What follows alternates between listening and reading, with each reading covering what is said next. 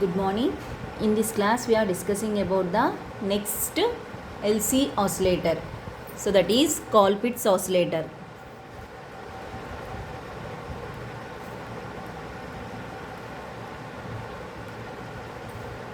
So the major difference between Colpitts oscillator and the Hartley oscillator is only the center tapped capacitor or inductor. So in Colpitts oscillator, C. So here the tank circuit is center tapped with capacitor C. In Hartley oscillator, the inductor is center tapped. So the circuit diagram is, first to draw the amplifier, that is CE amplifier with biasing resistors and biasing capacitor with potential divider network, output resistance, here coupling capacitor CC1 and output coupling capacitor CC2, power supply. Now the tank circuit is C1, C2,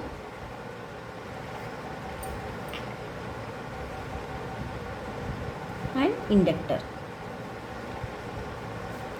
V out,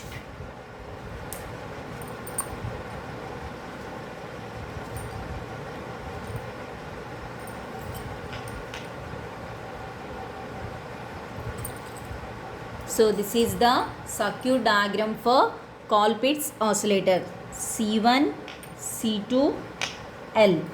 So this is the point 1, 2 and 3. So coming to the construction, so just we have to explain all the elements in the circuit diagram. So here we are using common emitter configurations, R1, R2 are the potential divider, RE and CE as the bypass capacitor, CC1 and CC2 are the coupling capacitors, and its function is block DC and LOs only AC components. And here the tank circuit, this is the amplifier section and this is the tank circuit. The tank circuit consisting of C1, C2 and L. Coming to the working. So when the collector supply voltage is given, a transient current is produced in the tank circuit.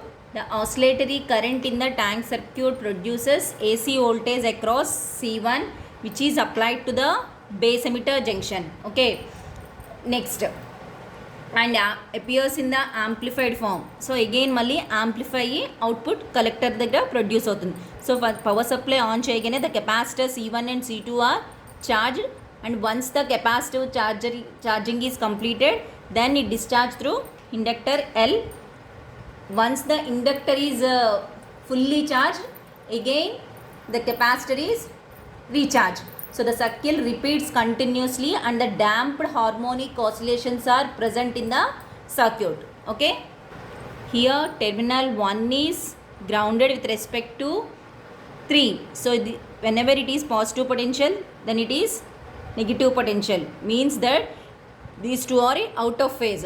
So the complete tank circuit produces 180 degrees phase shift, and the amplifier section produces another 180 degrees phase shift. So the total 360 degrees phase shift between input and output voltages. So the first condition is satisfied. So according to the Barkhausen criteria, the total phase shift inside the loop must be 0 or 360 degrees. Okay. So next, the feedback is properly phased and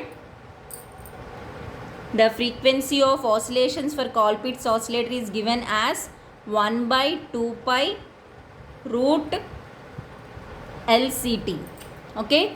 So here CT is the 1 by C1 plus 1 by C2, that is C1 C2 by C1 plus C2. Okay. So this is the frequency of oscillations for Colpitts oscillator. Coming to the advantages. What are the advantages for this? Advantages, it's a high frequency oscillator and the frequency stability is high. Here also less number of components, and it generates sinusoidal signals of very high frequencies.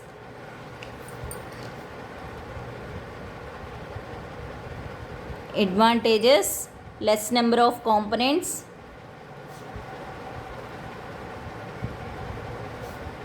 used for high frequency oscillations, and next it generates sinusoidal signal for high frequency. Okay, these are the advantages. And one more advantage is frequency can be varied by using both the variable capacitors. So here C1 and C2. So by varying these two capacitors, we can generate different frequency of oscillations. So coming to the disadvantages, it cannot be used for LC oscillators, means it cannot be used for low frequency applications.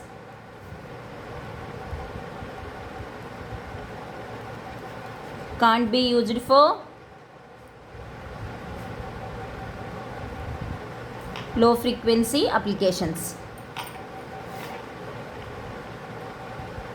And what are the another applications for this Colpitts oscillator is, can be used for high frequency sine wave generator, and it can be used as local oscillator,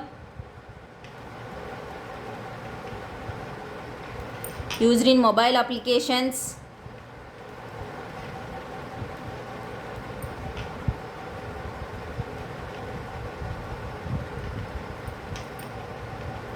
widely used in commercial signal generators,